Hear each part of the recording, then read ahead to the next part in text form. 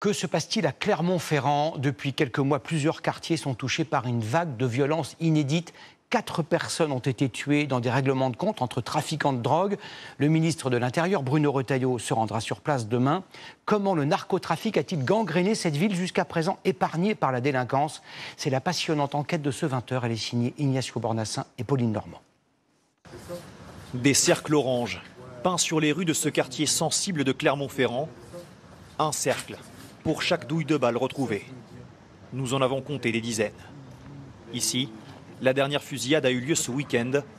Les rares habitants croisés nous disent craindre de rester dehors.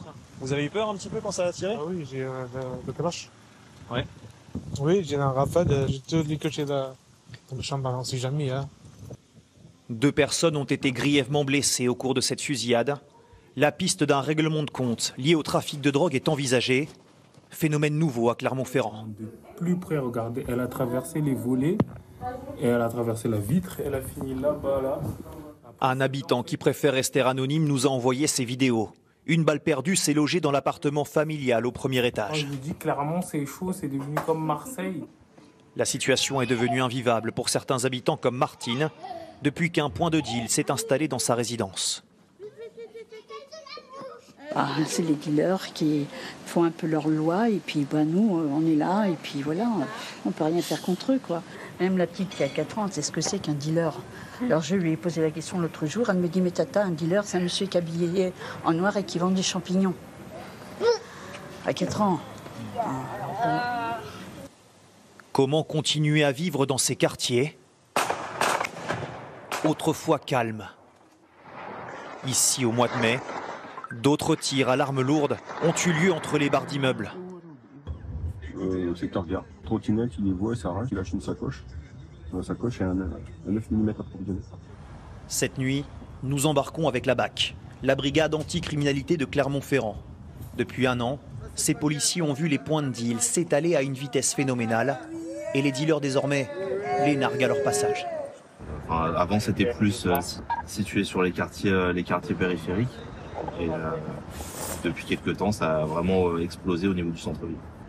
Malgré de nombreuses fouilles, des personnes et cachettes connues des policiers, aucune drogue n'a été retrouvée cette nuit. Ils auront au moins réussi à perturber les dealers quelques heures.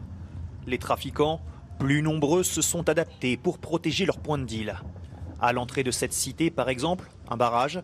Mais à notre plus grande surprise, les dealers, qui ne semblent pas du tout inquiétés, ouvrent la voie aux policiers. Pourquoi? Parce qu'en gros, c'est plus pour se protéger des mecs qui viennent leur tirer dessus. Le danger, il vient plus du fait de perdre la vie sur des rivalités entre points de deal que de finir en garde à vue. Selon la commissaire, qui ne sort jamais en patrouille sans son gilet pare-balles, Clermont-Ferrand, ville universitaire et la plus grande du Puy-de-Dôme, est devenue une cible stratégique pour étendre le trafic dans le centre du pays. On est sur une guerre entre plusieurs équipes, ça veut dire que ça a été déstabilisé. Il faut dire qu'on a fait aussi pas mal d'opérations entre décembre et mars, où on a quand même eu des têtes de réseau. Quand une place se libère, il y a quelqu'un d'autre qui veut la prendre. C'est un marché tellement lucratif. Conséquence, un sursaut de violence inédit à Clermont-Ferrand depuis le début de l'année. 5 morts et des dizaines de blessés liés au trafic de drogue sur une grande partie de l'agglomération.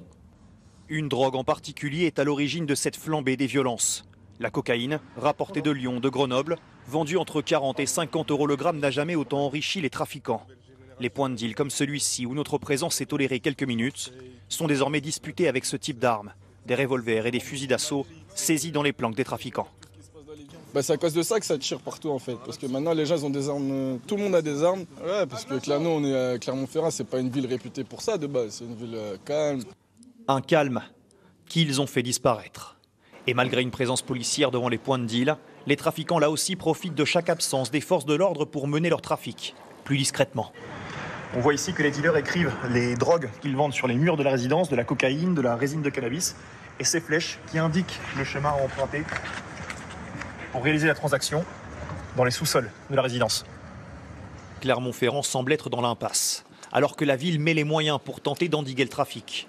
Recrutement de 5 policiers municipaux par an, des millions d'euros investis pour installer 280 caméras de vidéosurveillance.